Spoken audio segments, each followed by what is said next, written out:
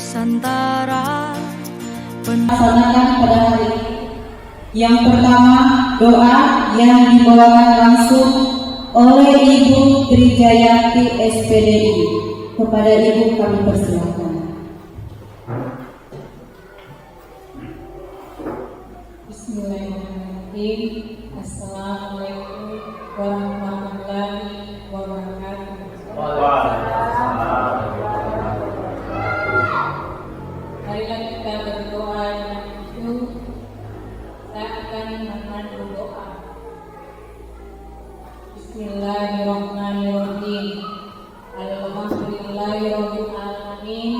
Wassalatu wassalamu ala asyrofil anbiya'i wal mursalin wa ala alihi. Kesempatan dalam rangka suatu acara ataupun suatu tugas dari calon guru penggerak angkatan 10, yang mana di sini kegiatannya yaitu diseminasi tentang budaya positif. Kemudian salawat serta salam tak lupa kita kirimkan kepada junjungan kita Nabi besar Muhammad SAW, para keluarga, sahabat, dan insya Allah kita yang menjadi penggiat saling berharap. Ya, berharap. Kemudian saling bertatap mata. Nah, dari belum ada perintah ternyata sudah senyum. Nah, ini maksudnya. Jadi saling melihat, saling senyum selama 30 detik. Yang lain saling melihat, saling senyum.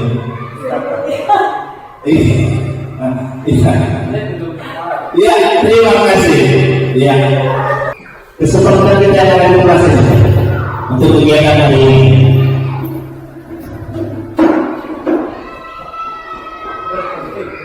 Iya, yang tertib dalam belajar.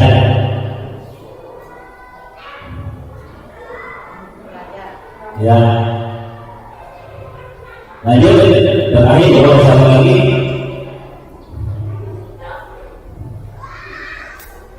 Di sini ada konsep inti budaya positif. Nah, inilah materi yang akan kita jalani. Di sini ada perubahan paradigma belajar. Yang kedua, nilai-nilai kebajikan. Kemudian yang ketiga, motivasi perilaku manusia. Yang keempat, keyakinan kelas. Kelima, disiplin positif. Kemudian yang keenam, kebutuhan dasar manusia. Kelima, posisi kontrol dan segitiga. Miskonsepsi tentang teori kontrol. Yang di sini ilusi guru mengontrol murid. Nah, ini dibaratkan ada sebuah gambar ilusi seorang guru. Kemudian ilusi bahwa teknik kritik dan membuat rasa bersalah mampu menguatkan karakter. Nah, sebentar nanti akan kita lanjut materinya pada berikutnya. Ilusi bahwa semua pemahaman positif, efektif dan bermanfaat. Kemudian ilusi bahwa orang dewasa berhak untuk memaksa. Ya, lanjut. Nah, mengubah paradigma stimulus respon berdasarkan teori kontrol. Ya, jadi antara dua pilihan ini sebentar nanti kita apa kira-kira yang harus yang bagus untuk kita. Di sini ada stimulus respon. Yang stimulus respon, realitas atau kebutuhan kita sama. Semua orang melihat hal yang sama. Namun pada teori kontrol, realitas kebutuhan kita berbeda. Setiap orang memiliki gambaran berbeda. Nah, kira-kira dari antara dua ini, kira-kira yang menurut pemikiran kita ini yang stimulus respon atau teori kontrol? Di sini realitas kebutuhan kita sama. Semua orang melihat hal yang sama. Teori kontrol, realitas kebutuhan kita berbeda. Setiap orang memiliki gambaran yang iya. Berarti kalau melihat dari ini kita masuk ke iya, teori kontrol. Jadi kita melihat orang itu berbeda dan punya kebutuhan yang berbeda. Jelas sekali. Hanya kita sama di sini yang jelas punya kebutuhan yang berbeda. Kemudian kita mencoba orang mengubah orang agar berpandangan sama dengan kita. Kita berusaha memahami pandangan orang lain tentang dunia. Ya, kemudian perilaku buruk dilihat sebagai suatu kesalahan. Semua perilaku tentunya memiliki tujuan. Kemudian orang lain bisa mengontrol saya. Di teori kontrol hanya saya yang bisa, Anda yang bisa mengontrol diri Anda. Bukan, jadi semua tidak bisa, orang lain tidak, hanya kita sendiri yang bisa mengubah kita. Kemudian pemaksaan ada pada saat tunjukkan negara, kolaborasi dan konsepsi menciptakan pilihan-pilihan baru. Dan yang terakhir, model berpikir menang atau kalah. Model berpikir menang. Ya, lanjut. Nah, inilah nanti daripada disiplin. Ya, ini setelah kata disiplin.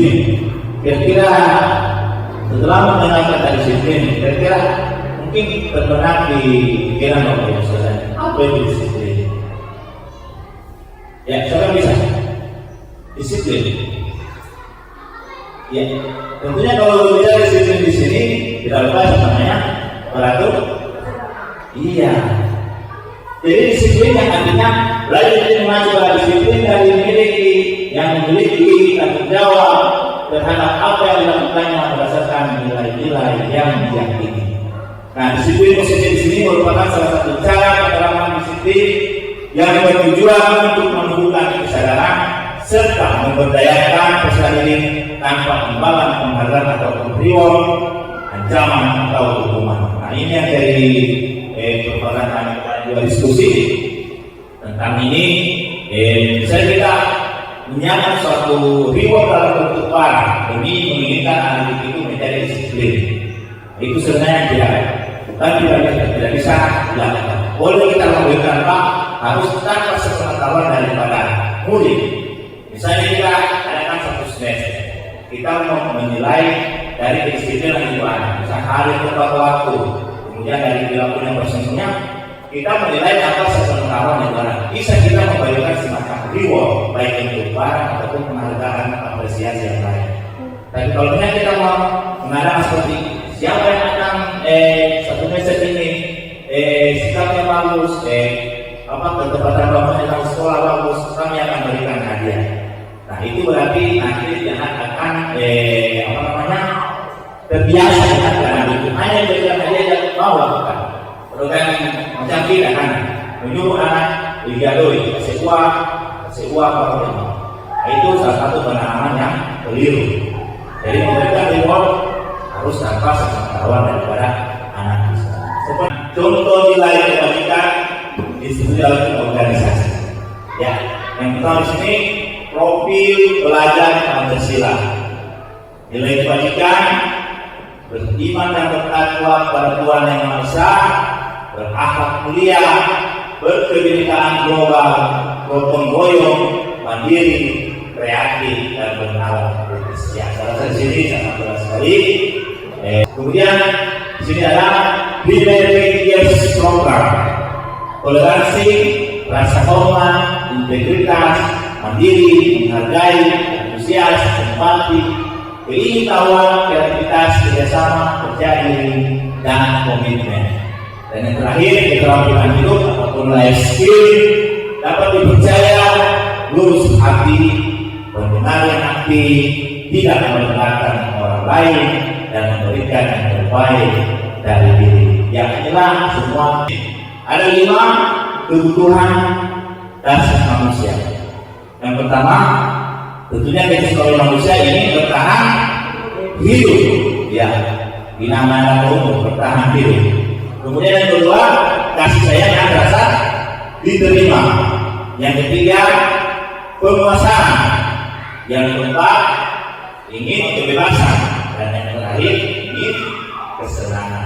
Tenang, buat kamera tinggi, jari kanan, 4 jari kiri, digabung menjadi 8, buat telinga kelinci.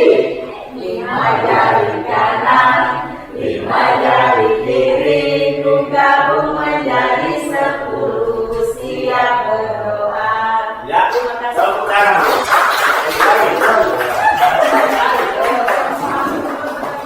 Ya, terima kasih kepada Ibu Ina sudah membuat sedikit. Lanjut kita masuk ke selanjutnya. Nah, di sini ada motivasi perilaku manusia. Ya, sesuai dengan arah panah di sini ada namanya motivasi ekstrinsik. Berarti kalau X itu motivasinya dari luar, ekstrinsik ya. Motivasi dari luar ekstrinsik ini untuk menghindari ketidaknyamanan ataupun hukuman. Kemudian untuk mendapatkan imbalan penghargaan dari orang lain. Ya, jelas ini kalau kita tidak mengharapkan imbalan berarti dari luar, kita mengharapkan ataupun ingin mendapatkan. Jadi timbul motivasi kita karena ada imbalan. Nah, itu. Kemudian motivasi intrinsik ini yang dari dalam diri kita sendiri untuk menjadi orang yang mereka inginkan dan menghargai diri sendiri dengan nilai-nilai yang mereka percaya. Itu motivasi yang timbul dari diri kita sendiri. Ya, lanjut. Kontrol 5 posisi kontrol guru. Yang pertama di sini, apakah kita sebagai penghukum, sebagai pembuat merasa bersalah, kemudian apakah kita sebagai teman ataupun sebagai pemantau dan sebagai manajer. Ya, nah kenapa keyakinan kelas? Kenapa bukan kelas? Nanti ditawa. Nah, pembentukan keyakinan kelas ini bersifat abstrak, kemudian berupa pernyataan besar, sedikit saja agar mudah diingat. Maksudnya tidak usah banyak kata-katanya, cukup tertib gitu. Kemudian buang sampah pada tempatnya atau tema kebersihan. Kemudian sesuai dengan kondisi kelas dan sekolah sama mereka. Jadi kita melihat buat keyakinan kelas kita sesuai dengan kondisi kelas. Tidak usah dibuat sampai dengan 20 item, 10 item, tidak usah. Cukup 5 saja yang penting kelas. Kalau kurang dari 5 tidak apa. Sesuai dengan kondisi kita.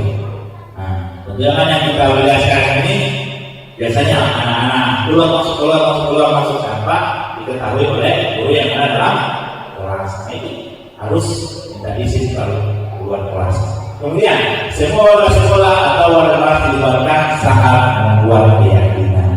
Jadi itu kemarin kita dapatkan ternyata ada juga bapak pembuatan keyakinan itu karena setelah kita langsung buat disiplin, tertib, buang sampah. Itu mulai dari mengumpulkan kata-kata di luar kata yang lebih positif, kemudian memisahkan mana nilai kewajiban daripada keyakinan kelas itu, sampai terbuat satu kesimpulan yang namanya keyakinan kelas. Dan identitas di langkah pertama menstabilkan identitas, kemudian validasi kebutuhan, kemudian menanyakan keyakinan. Maksudnya di sini dalam menangani kasus yang dilakukan oleh siswa, oleh murid, 3 tahapan ini yang kita lakukan. Jadi yang pertama menstabilkan identitas. Jadi kita menstabilkan seperti nanti kita stabilkan apa? Saya stabilkan di sini. Yang kemudian validasi kebutuhan, kemudian menanyakan keyakinan. Nah, di sini kamu, di setiap orang pasti, ini bahasa kalau kita gunakan di menstabilkan identitas. Setiap orang pasti pernah melakukan kesalahan. Kamu bukan satu-satunya. Pak Guru juga pernah melakukan kesalahan seperti apa yang kamu lakukan. Itulah kata daripada menstabilkan identitas. Jadi istilahnya diberikan untuk anak-anak didik. Kalau kita kan sekarang kemarin kalau begini yang masa begini. Jadi kalau Ibu Tri atau dari saudara sudah semua sudah berada di posisi ini salah satu posisi yang bagus sekali untuk menangani kasus daripada Habib. Kemudian di